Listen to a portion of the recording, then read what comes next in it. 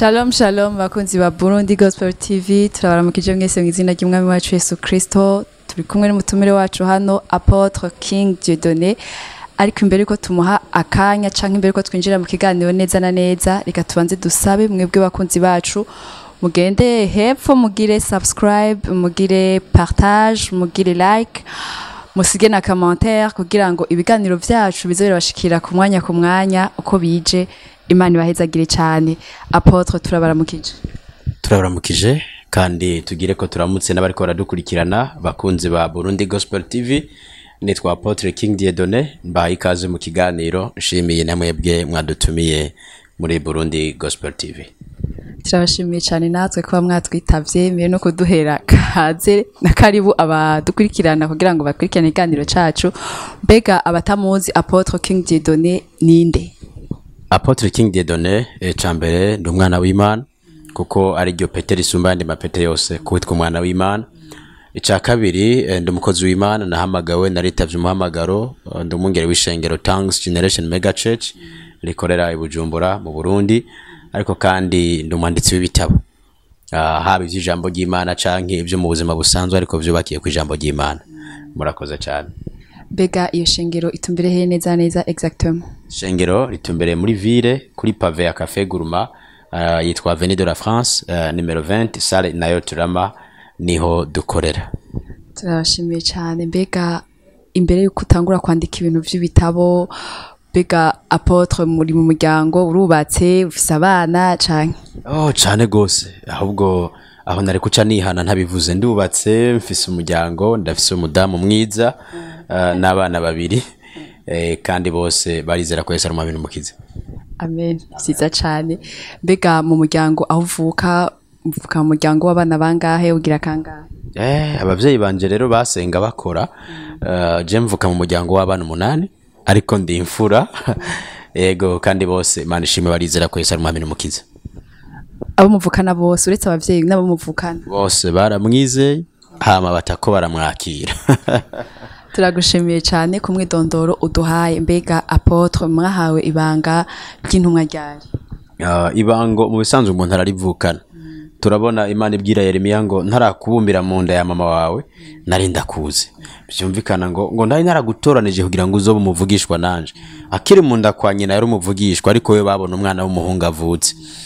Uko niko nanje kuva nkiri mu nda kwa mama Imana yari yarabishizeho ko nzobe intumwa yayo ariko abantu babonye umuntu akina karate yavutse rero ibango mu bisanzwe nararyamanye ariko ryagiye kuja ku mugaragaro aho natanguye gukora ibikorwa vy'Imana ku mugaragaro mu 2018. 2018 niho watangura gukora nk'intumwa ku mugaragaro ishengero ibikorwa vy'ishengero bwite na handi ubutumwa bwiza narabuvuga ibikorwa vy'Imana narabikora ariko aho nashize ishengero ku mugaragaro ni 2018 ariko ibango kuva nkiri mu nda kwa mama nari ndarifise.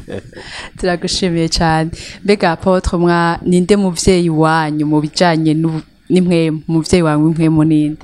Muvyeyi wanje w'impwemu ni umwungere Pasteur Kristo ya Kirome ari mu gihugu ca Nigeria niwe muvyeyi andera mu ijambo ry'Imana akankuzana mu gikorwa c'Imana.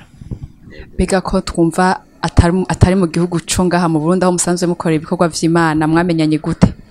Par connexion divine ntari hafi mugabo Imana yaravuganye nanje bijanye n'umuvyeyi kuko iyo umaze kwitwa intumwa n'Imana irakurungika. Igihe Paulo yitaba umuhamagaro ntiyaciye aja gutangura ibikorwa ariko biritubwira ko yaciye aja kubirenge vya Gamaliyeli avuye aja kwa Kefa. Nanje nitavye umuhamagaro Imana yarambwiye aho ndi buje no ndi bukurikirana rero ko twamenyanye ni mu buryo bw'imwemu bidatahugwa n'abantu b'umubiri ariko nkawe ndazi ko bitahuye. Haleluya.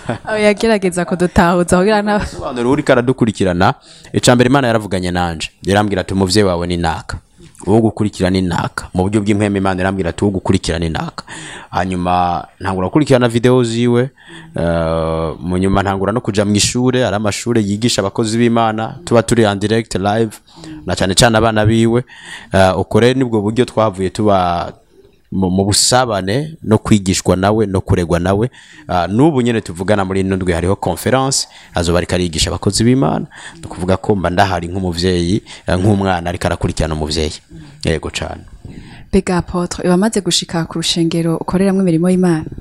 ntarashika ariko uko biri kose abantu benshi baritiranya ibintu.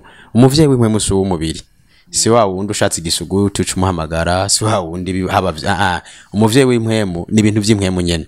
Ivy'umubiri ni kugumbirana, ni kubonana, ariko ivy'impwemu haraba transfer mu buryo bw'impwemu. Rero si mu vy'impwemu si ngombwa nshike, ariko uburyo twakirana n'uburyo nakira ivy'Imana yamushizeko ni mu buryo bw'impwemu. Sawa, turabashimiye. Hama mwavuze ibikorwa byinshi mukora, mwavuze ko mwandika n'ibitabo. Mbega hari ibitabo mumaze kwandika? Ego cyane, tumaze kwandika ibitabo byinshi, uretse ko iki nico duheruka gushira ku mugaragaro. Kare twarandika bivanye n'ikirere kiri mu Burundi cyuko abantu badakunda gusoma, bimwe tukabibika, ibindi bikaguma mu mashini. N'ubu dufise ibindi bitabo biri mu mashini tutarajana ama imprimeri ngo basohore. Mugabo Imana irambwira ati cette fois-ci hari igitabo nkeneye ko gihindura ibintu muri generation. Hari igitabo nkeneye ko cugurura amaso y'abakristo. Kino rero citwa Ibanga ryo Kuroranirwa. Tuca turacandika, nico duheruka gushira ku mugaragaro. Hari abantu benshi cyane vy'ukuri, Imana shimwe, turashimira Imana. Abantu baracirukiye, abantu bariko barafashwa, dufite n'intahe nyinshi z'abariko baragisoma, bariko baragirirwa neza. Mbega mwiyumvire gute kwandika kino gitabo?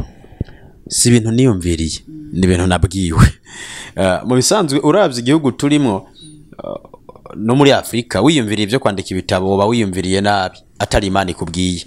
Kuko icambere hari impwemu yo kudasoma, hakaba n'impwemu yo kutandika.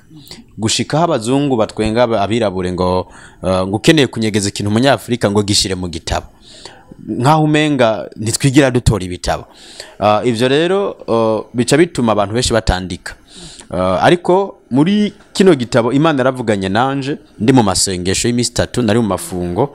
Imana irambwira ngo abakirisu benshi barasenga ariko nta mpinduka igaragara mu buzima, biboneka bataroranirwa naho bakiriye Yesu umwami n'umukiza mu buryo bufadika, nta kuroranirwa. Aho uzosanga umukirisu ashobora kuja kuvuga ubutumwa bwiza akavuga ngo Yesu agira neza, bamuraba ati nawe yarakwiye kubanza kugirira neza. Yesu aratabara ati yobanza hagutabara nawe urarusha. Donc abakirisu hari indi ntambwe bategerezwa gutera. Imana irambwira rero ngo reka ndakubwira amabanga, tora ikaramu wandike. Imana ishimwe, muri ayo masengesho ndari mfise ordinateur, imashini, nca ntangura kwandika.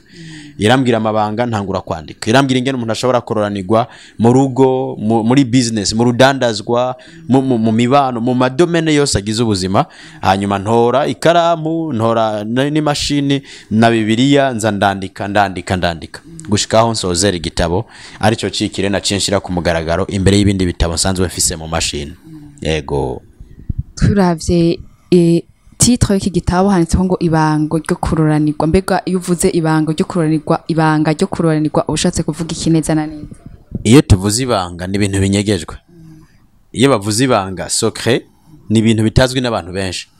Ubu nyene wewe uri kurambaza bino, hariho ibanga ry'ibintu vyawe udashobora kubwira abantu. Hariho n'akantu mbere ngira ngo ushobora kuzova mu isatanu mwakaze. Rero iyo tuvuze ibanga ni ibintu bitazwi n'abantu benshi. Neco gituma muri Bibiliya harimo igitabo cy'ivyahishuriwe Yohana.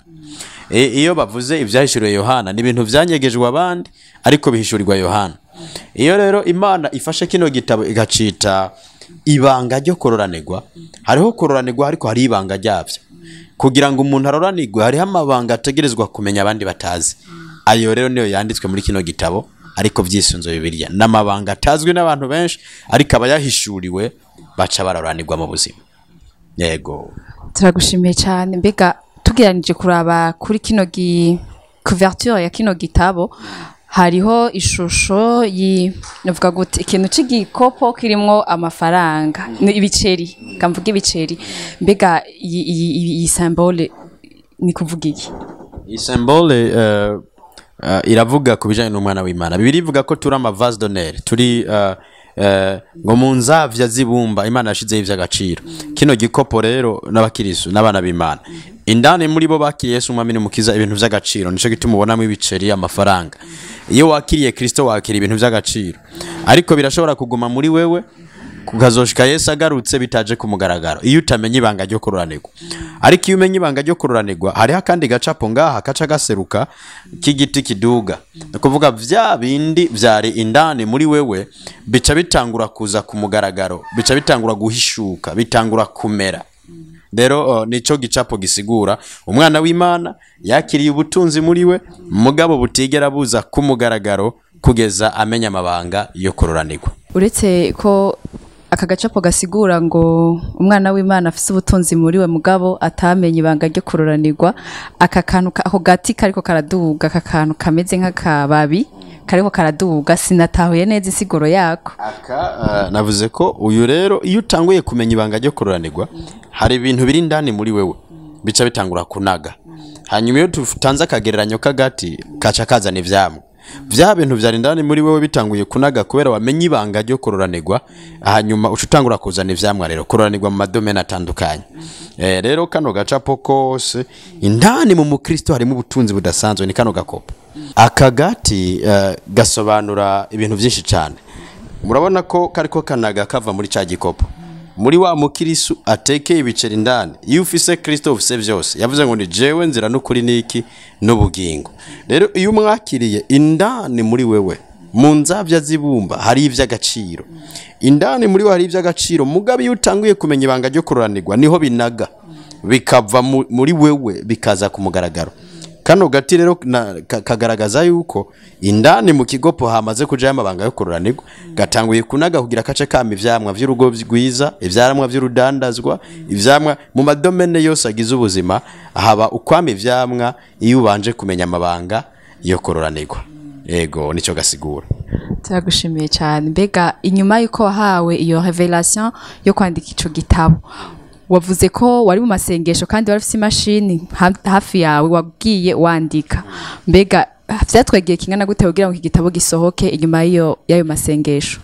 Inyuma y'amasengesho ntanguye kwandika harabaye kwegeranya imirongo ya Bibiliya ivuga kuco Imana iri kirambwira, amahishurirwa Imana yazirampishurira no kwicara nkabanza, kuko mu buzima umukozi w'Imana kirazira ko atanga ibintu ahawe ubwo nyene, bisaba ko amara igihe ariko aravyiga ko akabanza agacika vyo we bikamukorera akabona amaresultat, hanyuma agaheza akabipartage abandi. Rero inyuma y'ayo masengesho y'imisi 3 tumaze guhabwa ivyo, naramaze amezi ashika kuri 5 ndiko ndandika kino gitabo.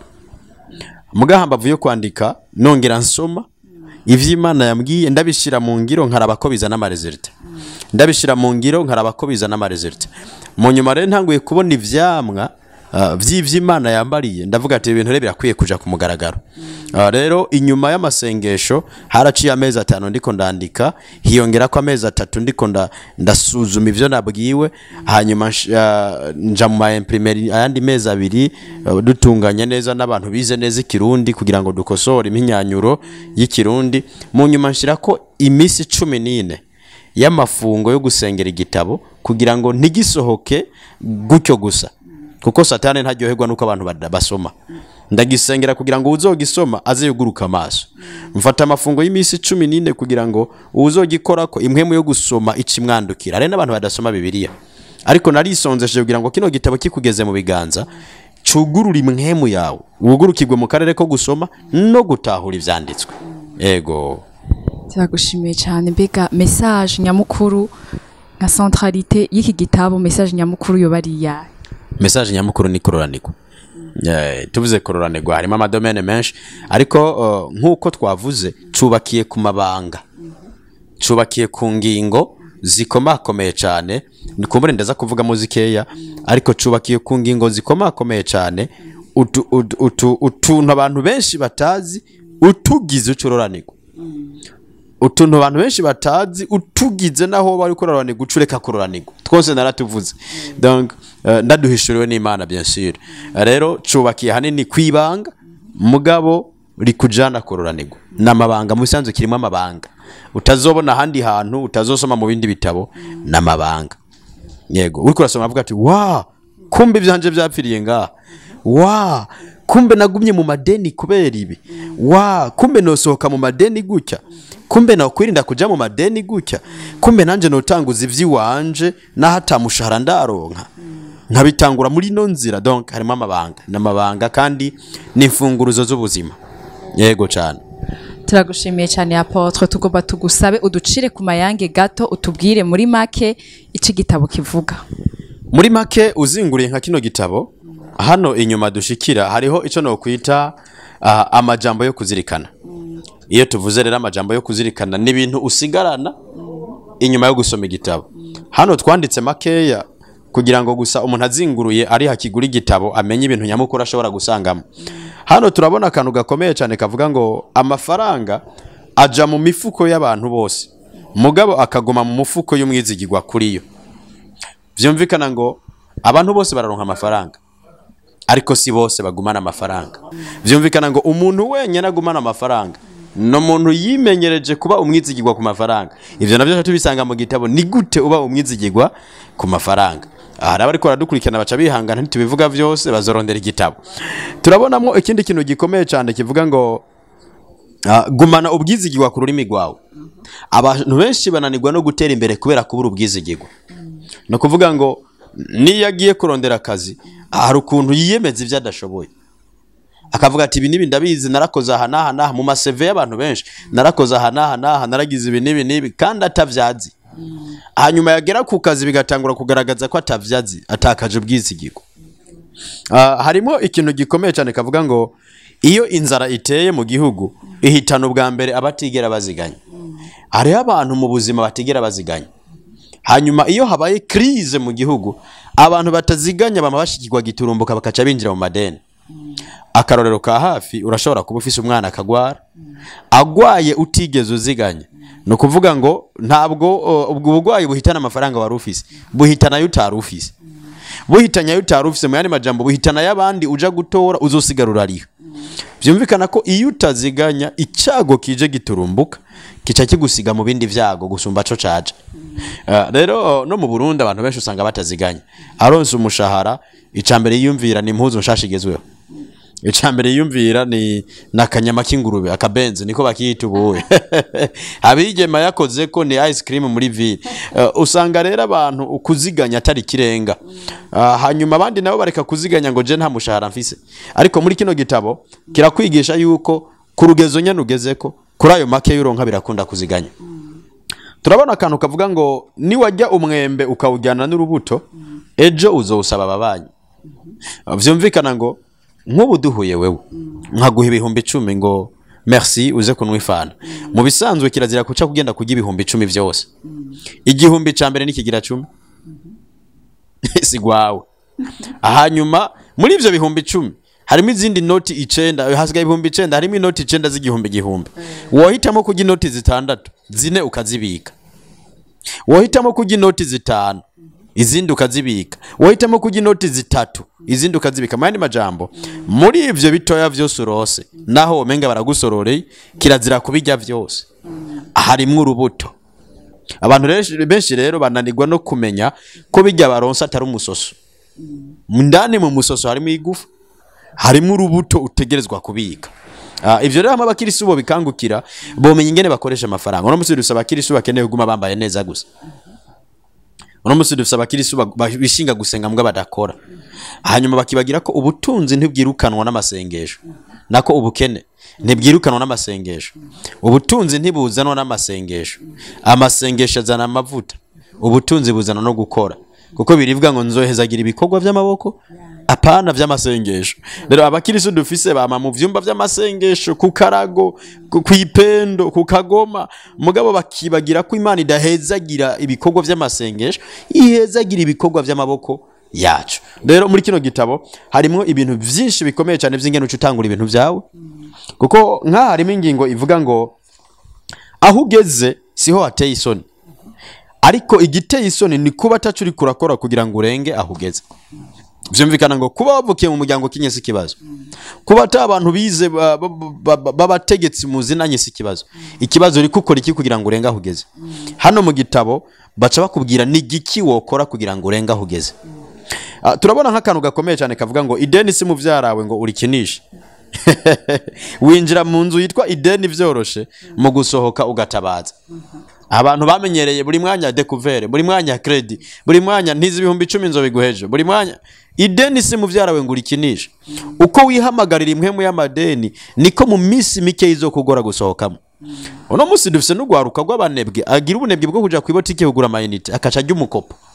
erega ni ideni na uko winjira mu ideni buke buke uri kuhamagara impwemu y'inyatsi uri ko wikwegera impwemu y'amadeni muri kino gitabo pemporte amadeni urimwo pemporte ingene ubuzima bugoye barakwereka ingene ubisohokamo n'ingene utazongera kubigwamo yego cyane nari nako ndavuga ibintu nyamukuru dusanga ariko mvuze bike kuko vyinshi biri muri kino gitabo yego turagushimiye cyane ngene bidusiguriye tumva ko ari igitabo cyiza kandi gifasha kugira ngo umuntu ashobore kwiteza imbere mu buryo bw'impwemu no mu buryo bw'ubuzima bwa misi yose mbega Apotre iki gitabo umuntu yokironka gute nawe ushatse utagitahanye igitabo gushika ubu turiko turabitanga kandi mu bihugu vyose mu Burundi bariko baragitora mu ntara zose abari muri Europe igitabo cyaramaze gufata voyage kigenda muri Europe mu bihugu bitandukanye igitabo cyashikiye muri France ariko kizoca gitangwa ku bantu bose bari muri Europe bari muri Canada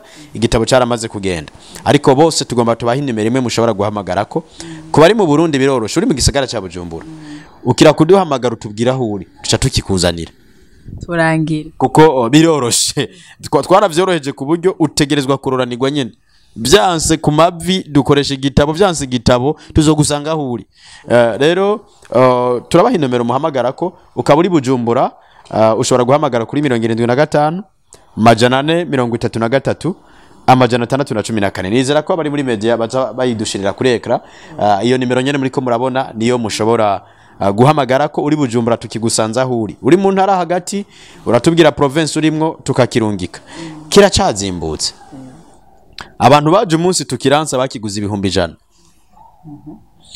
ubuye turiko turafasha abantu kugira ngo n'abadashoboye bakironke ku 50,000 kuri 50,000 utubwira aho uri mu gisagara ca Bujumbura tukigusanzaho uri Ngozi volcanic ikizana uri Gitega volcanic ikizana Gitega deja turafise yo agence hari ahantu cuza kugitora ku 50,000 kica kigushikira jewe naragiye mu Buganda nguri igitabo c'800 naratangaye ariko ni kubera amaso yanje yugurutse ndamenya yuko hari ibintu bibiri bituma umuntu atera imbere voyage no gusoma igitabo uko ugira voyage amaso yawe aruguruka ukabona ivyo abandi batabonye iyo usohotse igihugu hari ukuntu amaso yuguruka ariko iyo usoma igitabo ubwo nyene ubuhejeje gusiga umuntu ataragisoma rero abantu benshi bumvise 50,000 bumva umenga ni menshi ariko si menshi ugeranije n'ubumenyi ukuramo ndibuka ndi muri Uganda twagenda muri seminari twiga iminota 45 ugatanga $50 ivyo ni 450 vy'amarundi aho nabandi ko ndiga business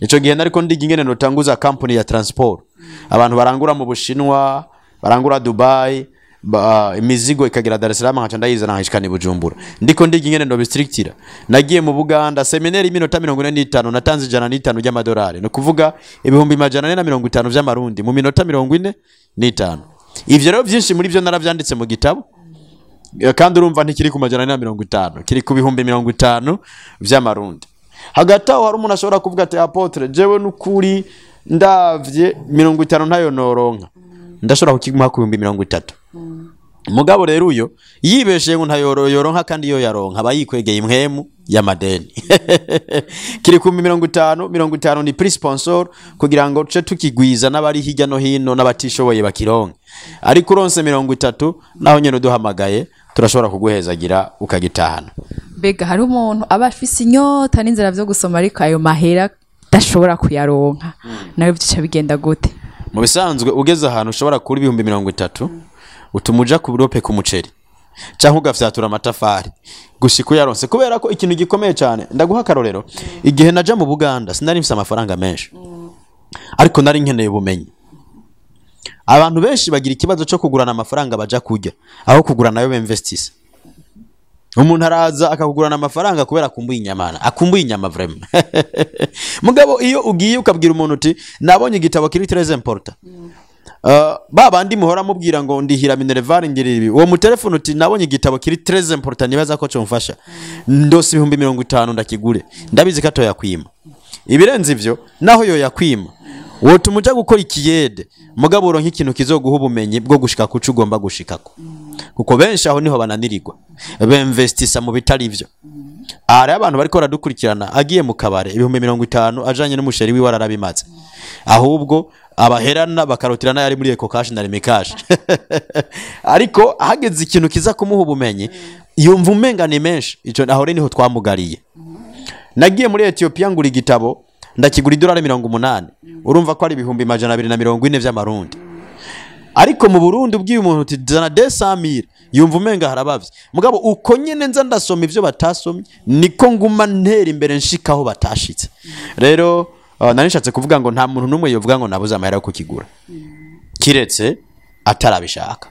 Yego bega uretse mu Burundi gusa novuga nko muri Afrika yose nko bari babitubwiye ko abarundi ngo bavuga ngo ushaka kunyegeza ikintu umunyafrika umwirabure bugishira mu bitabo.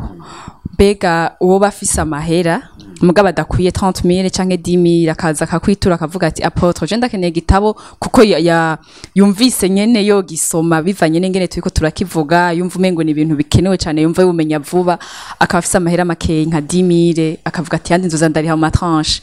Mwumwemerera? Urumva mukobwa w'Imana hari ikintu gikomeye cyane. Twakuze batubwira ko ivyagusa bitera ubwenge buke, kandi burya umuntu umuhaye ikintu kuri gusa ntiwibaze ngo aragira umwete wo kugisoma. Jewe nari mfise ibitabo bangabiye naragisoma ngeze hagati nkakireka kubera nta kiguzi cyantwaye. Mugabo iki gitabo naguze ibihumbi 800 vy'amashiringi yo muri Uganda, nubu uye ndagifashe ndagisoma nka umenga mfashe inyama ya yindi y'ikindi kubera ndazi kiguzi cyantwaye. Rero sinshobora kwipermeta kuza ndemerera abantu ko no kimuha kuri gusa canke ngo ndakimuhe ku ideni kuko deja kiragwanya amadeni. Kiravuga ingene usohoka mu madeni, ntabwo coca kikwinjiza mu madeni kandi kigusohora mu madeni. Kubwiyo mpamvu ntabwo no permit umuntu kukimuha kubuntu. Na madamu wanje kugira gisome yarakiguze. Yego kugira gisome madamu wiwanje tubana mu nzu namubwiye ati gura gino gitabo, yarakiguze 50,000 ubari karagisoma. Turabana ntiyarazi ivyanditswemo naho bibitswe ntiyahahonyora gushika kiguze kubera iki ndakimuhaye ngo ni kubera ari madamu wanje ndamwishe kuko ntaza kugisoma nk'icamutwaye ikintu, aza kugisoma nk'akantu bamugabiye ashatse arashira ngaho. Mugabo azi ko yakuye inoti 5 mu mufuko agisoma nk'umuntu ari kararondera itunga ridasanzwe indani muri ico. Kubwiyo mpamvu ndahimiriza uri karadukurikirana kato kwitega kuduhamagara ngo Apotre ndakwinginze nayo noronka ama oya geragezo yaronke kugira ngo kigufashe gushika kuvyo wategerezwa gushikako.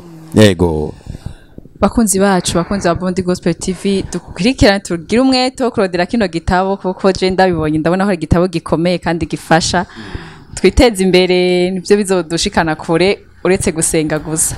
Hama turetse ivy'ibitabo gatoyi nk'umwungere nk'intumwa shaka ndakubaze ni giki umubona kwishengero ryo mu Burundi?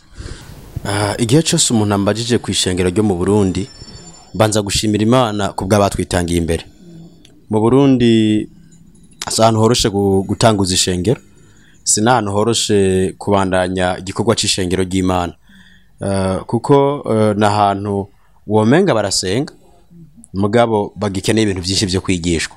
Ariko ndashimira Imana, navuze ko nshimira Imana kubwa batanguye imbere, ndashimira Imana kubwa batanguje Pentecote, barongozi batanguje Église Vivante, barongozi batanguje Bomberger bazangirika n'amashengero yatwitangiye imbere kuvyukuri bakoze igikorwa kidasanzwe cyane. Aba baturikije ikanguro Imana ibatuzigamire kandi ibakomeze dukwiye kubigira ko cyane.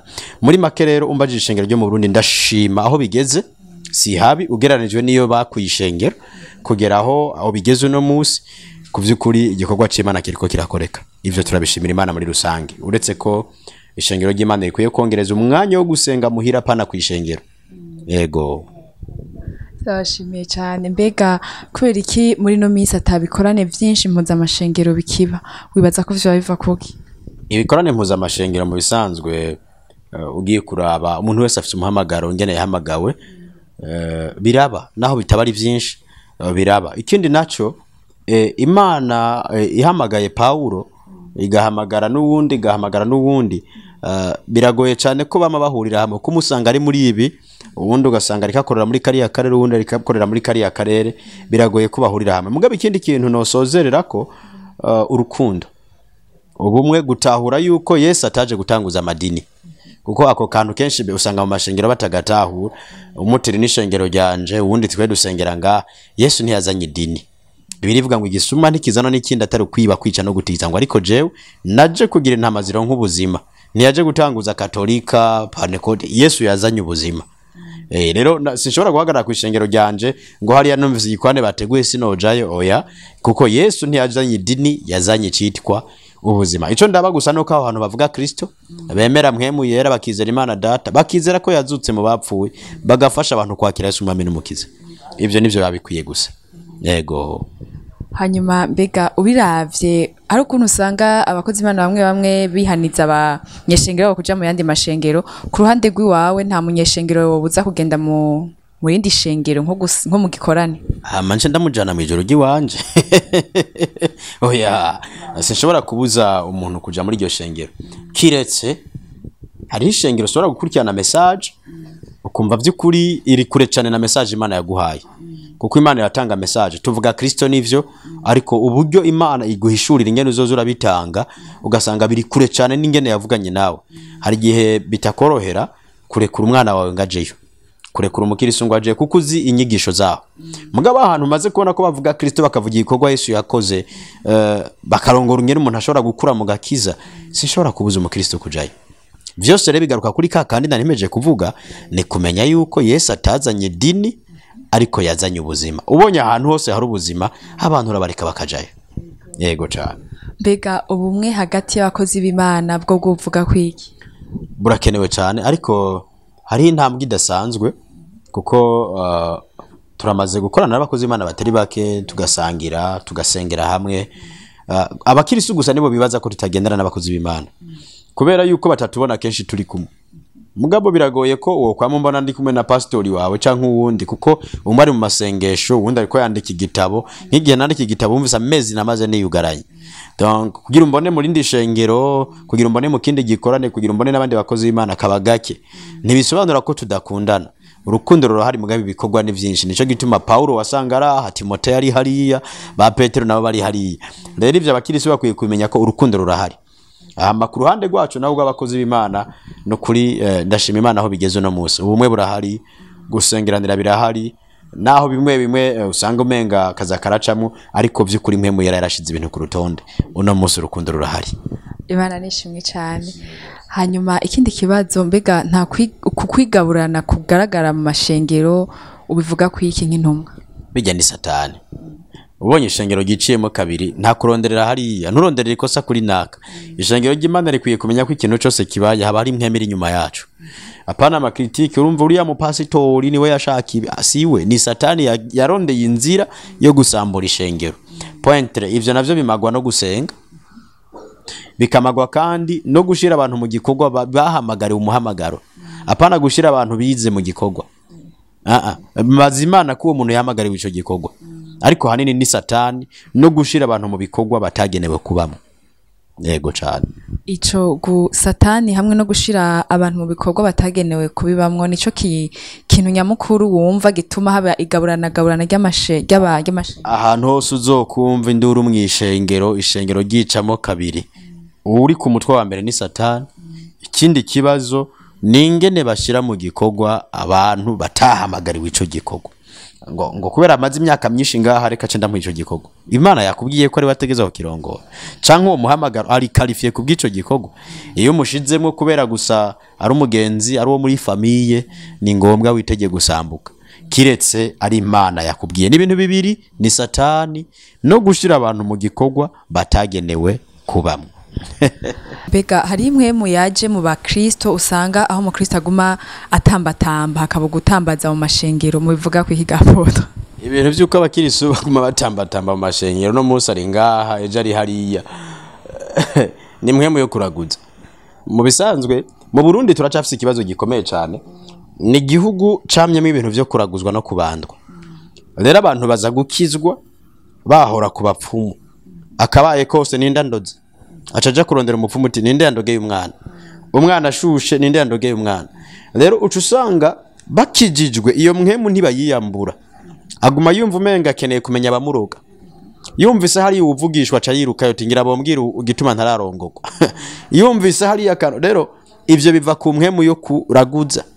ico ni ikintu dutegerezwa gusambura ukazokwibona ko uri umukirisu uriko uradukurikira nyamba wama wibona ko impwemu yo kuyerera no musi wasengeye ahejo wasengeye si gukunda ijambo ry'Imana iyo ni impwemu yinyererezi ifatanye n'impwemu yo kuraguza rondera umuvyeyi umwe urondera ishengero rimwe ukorera ibikorwa ngaho ushira amaguru hasi kugeza Yesu agarutse ukaguma wiruka umenye ko ari impwemu yo kuraguza ikuriko kandi Imana igomba kuguhezagirira ikacisanga wasohotse wagiye hariya naho nyene yagomba kuguhezagira igasanga wagiye no kuvuga ngo uzorinda uva mu isi udashitse kuca Imana yakuvuzeko rero muri make nariko ndishura icumbajije biva kuki ni impwemu yo kuraguza no kubandwa yamye hano mu gihugu cy'u Burundi mugabo ubu iri kirasenyuka buke buke mugabo abakirisu nabo bagomba kuyigenderako ariko nizera ko umukirisa dukurikiranye iyo mpwemu irasambutse ku buzima bwawe mu izina rya Yesu Kristo murakoze cyane gira nk'impanuro ubahaye abo bantu batambaza barondera ubuvugishwa ubasigurire neza na neza aho ubuvugishwa nyabwo buri kumwongere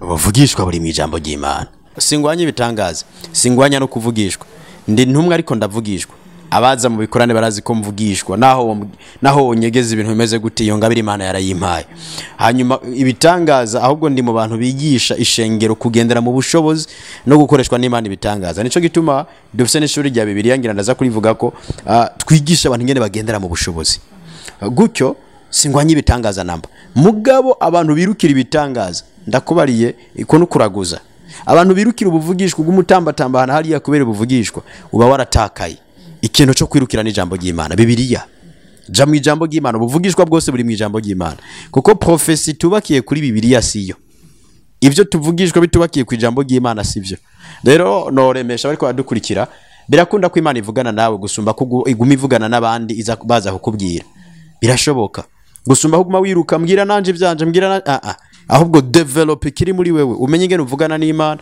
kuburyo ivyo yobwiye abandi ngo bakubwire zira bikubwira biciye mu busabano giranira namwe muyera rero ubuvugishwa busumba ubundi n'ijambo ry'Imana ibindi vyose mu vyihoze muje ku ijambo ry'Imana yego cyane turagushimiye cyane gira rero impanuro utekereye abariko baradukurikirana haba mu buryo bw'abakozi b'Imana canke abakristo basanzwe abakirijwe n'abatakijijwe bose ugira akajambo bashikirije bose ndabimpanuro umwe muri rusange fata umwanya n'Imana gusumba umwanya umbarana n'abantu soma Bibiliya gusumba umwanya umaze amaso yawe kuri televiziyo n'ibindi binyamakuru imbere yuko Yesu agaruka ufata Imana uyibwira uti nkeneye kumenya umuhamagaro wanje n'ingabire yanje kugira ngo Yesu azogaruke wasozereye gukora ivyo wategezwa gukora hagurukira ibijanye no kuroranirwa kuko hari ibigo vy'imfuvyi bijyamye muri wewe utegezwa kuzana ku mugaragaro hari abantu batazokwiga utabarihiye minerval ntiwishinge gusenga gusa iga umenye ibanga ryo kuroranirwa